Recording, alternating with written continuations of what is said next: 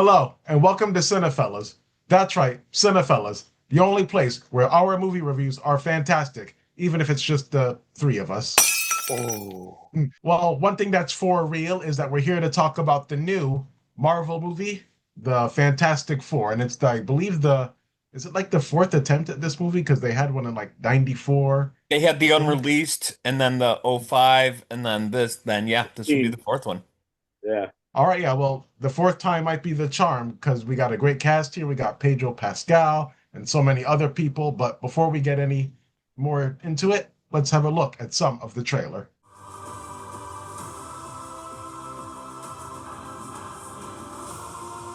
What time has it been? No. What time has it been? No, Johnny. Say it! I don't wanna! Say it!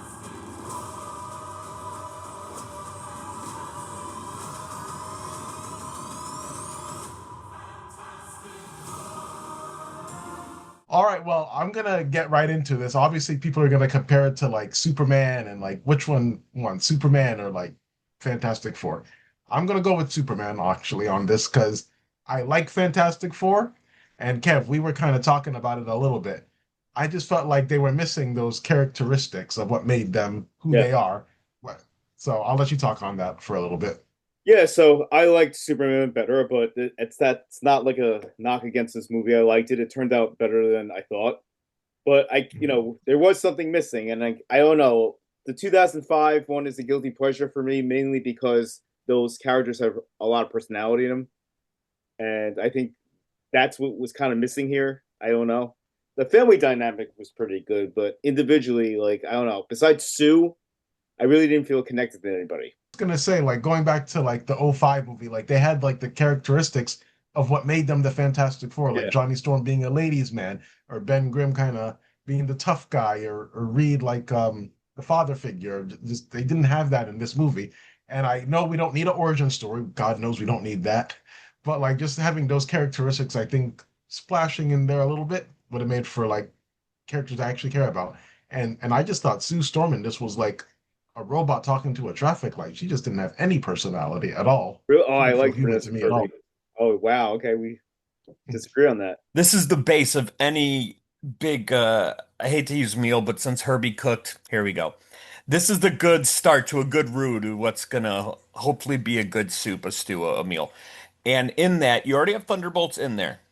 We know what that is, whatever, we just got some more characters. This just set the baseline and the expectations for what we're hoping is going to be this bigger thing. Let's face it, the last phase of Marvel failed like terribly. If you're going with Doomsday, you're promising us RDJ as Doom, you're practicing all that. They wanted to get in as little as they could about the characters. Here's the characters, cool. Now look at this, and I think they spent a lot of time on foreshadowing. I think they spent so much time showing you what you're gonna need to know for the next thing, and then we'll see those characteristics develop more as the next like as Doomsday comes on. Do I think it could have been a little better when it comes to character development, yeah. Yeah, I didn't mind Vanessa Kirby. All of them were pretty good. Pedro, again, I will watch Pedro in anything he does.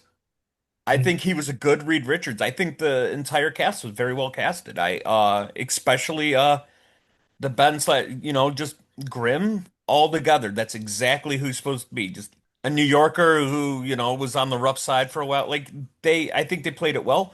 Also, as a huge, huge, huge Jack Kirby fan, the fact that we got the reason for the 686 universe, the reason they Oh brought yeah. Natasha Lyonne's character in is Mhm. based on his wife. Like, I love the fact that, yes, we had Stanley cameos since Iron Man 1, but we finally got just like kind of even it's that awkward side hug to King Jack. Yeah, like Jack Kirby is he's the man, and I think a lot of people finally got to a little love out of this.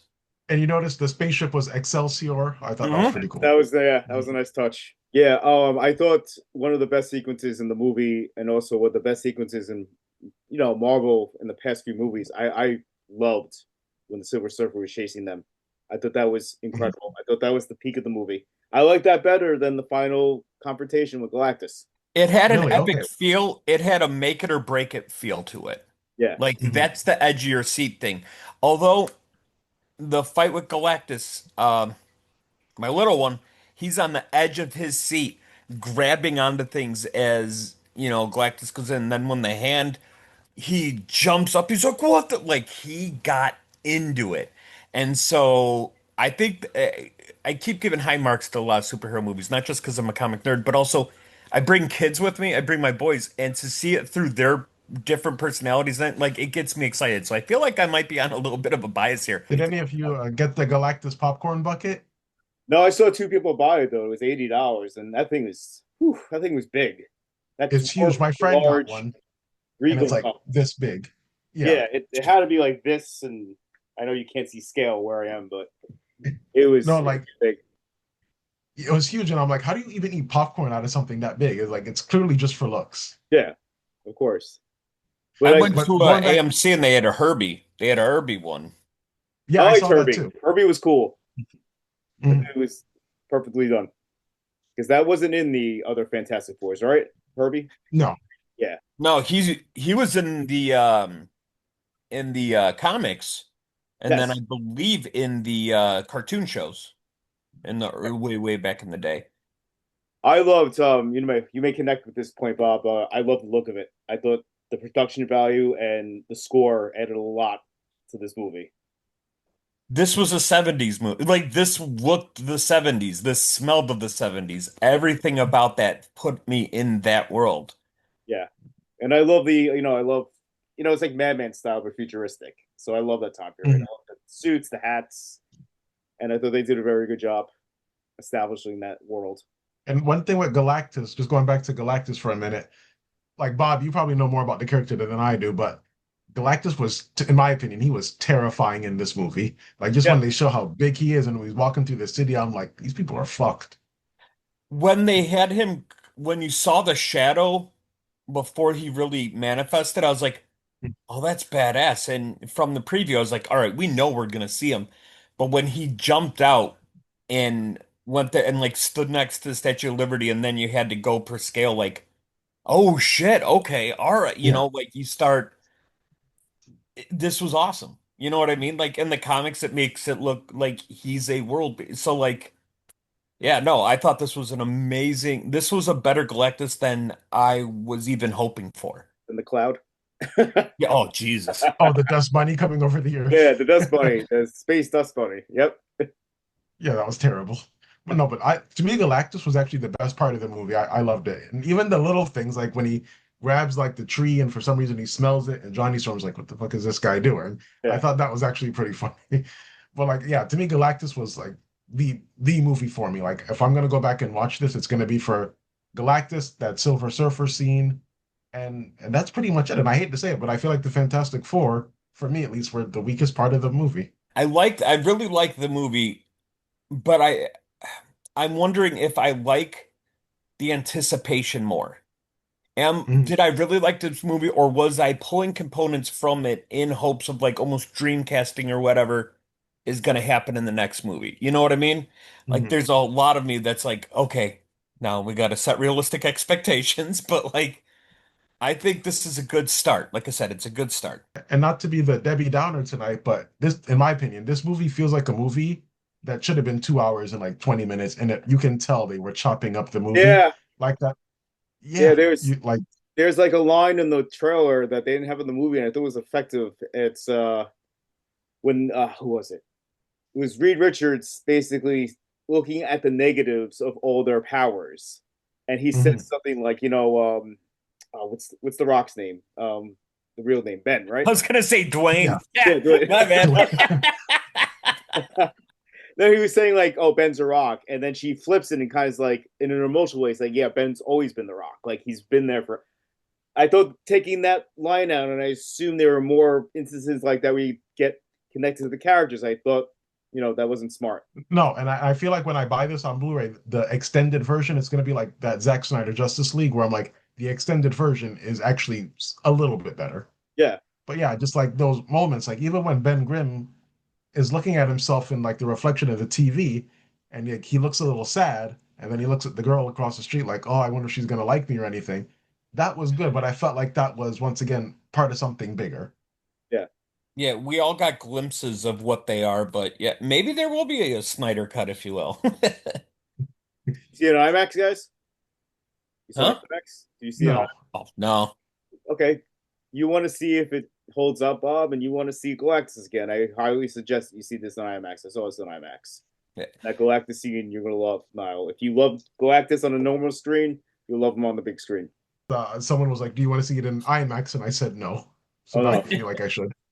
I saw a picture of like the scene and like with Galactus, and it's just the IMAX is insane. All right. But you see the sky behind him, which you wouldn't see on a standard screen, but you see him, and like it kind of gives him more scale because like, oh my god, he's gigantic. His head is Yeah. as like the sky around him. Yeah, definitely check Yeah, it I out. guess movies like this would be the type to see in IMAX as opposed to like Canyon. but with you guys saying you like Superman I honestly don't know. I can't pick on that one. Like I loved so much of one and then the other lacked it, and then I loved so much this one, but this one lacked it. So it's a hard one on that one. But overall, I think they're both good movies. They're good times at the movies, and I'm happy DC and Marvel have two successful films. It's great. Yeah, very much so. And honestly, like it sounds bad to say, but I was talking to so many people, that are friends with comic nerds, and I said, when was the last time you went, oh yeah, I gotta go get the new issue of Fantastic Four? Like I know nobody who just went for those comics. It was never, unless it was like a crossover, Annihilation, something like that. No one went and got a Fantastic Four comic. So like I also wonder if that's not a part of the thing where they're like, yeah, no one cares. Like they know who they are. We just want to see them in action and get them going. Yeah, Mhm. but But yeah, I do like the introduction of Franklin, them hitting the tip of the iceberg with him. So I'm very excited about that. I didn't think we were going to get anything close to that yet. So I was really excited about that. Correct me if I'm wrong. Isn't Franklin somehow tied to Kang in the comics? Yeah. Yeah, he's the end all be all is Franklin Richards. Hmm. But I do like the fact that they're like twins are very less likely and are far less likely because in the other universe they had twins. They had the Hmm. boy and the girl and like so it was just everything they did that was a reference was a lot of fun. You well, think they so use Franklin to like reference Kang though? yeah, today. They they could also move past it. I don't know. I think John Majors did everything came out in the clear. Like I wouldn't mind seeing Kane come back. Yeah, I like John Majors as Kang. I'm sorry they Mhm. didn't extend on that. I think it was cool, especially in Loki. I thought he was incredible in Loki. Yeah. The Yeah, He Who Remains thing is great. he could have been in multiple movies as different people, and he could have done it because John Majors is awesome. Well, so what would you give this, Bob? I'd give it a solid 4.25. Yeah, like that. Uh 4.25 out of 5. Like it's definitely honestly I like Thunderbolts more, but that's just a personal thing. No, this is absolutely must see. Honestly, just for me, I felt like that 2005 movie and even the 2007 one, they just had better character development. They felt more like a family to me. And just, they all had those individual moments that I just really liked. And I felt like that movie was lacking this. And I felt like they had the opportunity to like just miss out on certain moments that had a lot of heart. Like going back to Ben Grimm and the woman and his reflection, I'm like, yeah, you're having problems, but I'm like, that's like 90% of men. Like you're not different. Yeah, But if they would have went more into that, I'm like, okay, maybe they would pull on some heartstrings. So other than that, I do like the movie. To me, Galactus is perfect. I actually like this version of Galactus more than what I've seen in the comics throughout the years, and way better than that 2007 version. And the visuals are also really good. I thought this was the best looking Fantastic Four movie.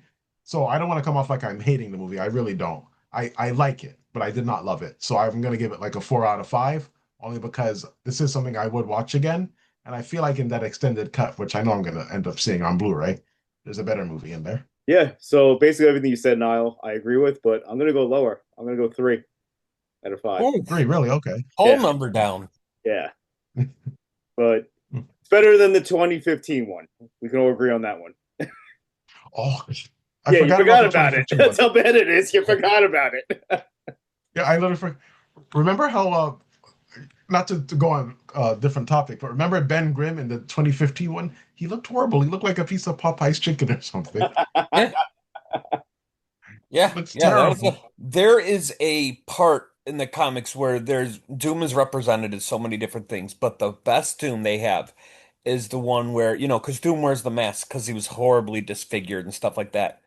My Mhm. favorite Doom is the one who feels he's horribly disfigured. He takes the mask off and there's just a little cut.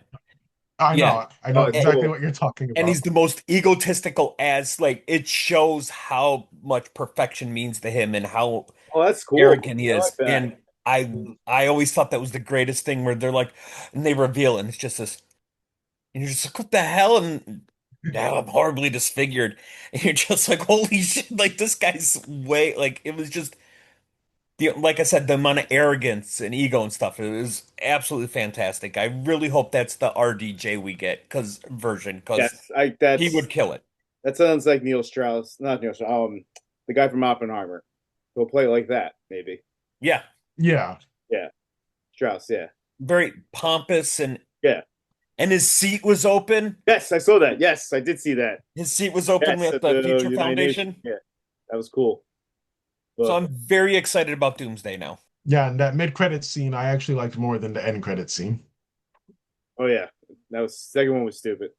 Yeah, the second one was it was This I'm the boys and I got up and left because I'd seen it on Thursday when it came out, and then I saw it with the boys on Tuesday.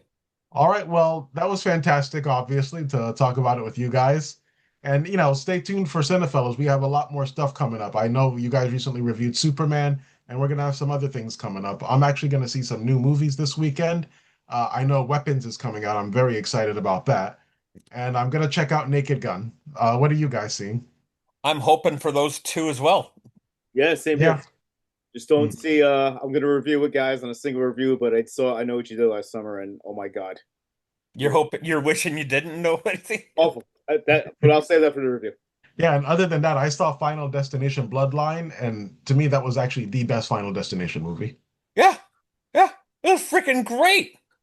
Yeah, I loved it. I bought it on Blu-ray just literally just yesterday at Walmart. Until next time, what do we always say, guys? Cheers. Cheers. Cheers.